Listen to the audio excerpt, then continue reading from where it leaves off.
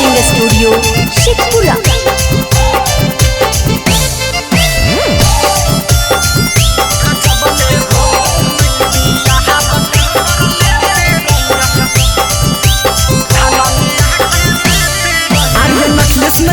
से डरो हो प्यार करो हो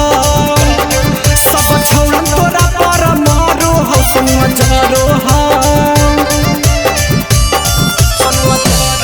हरे राम के रस नहीं डरो हो प्यार करो हो सब छोड़ तोरा पर मारो हो छटुआ जरो हो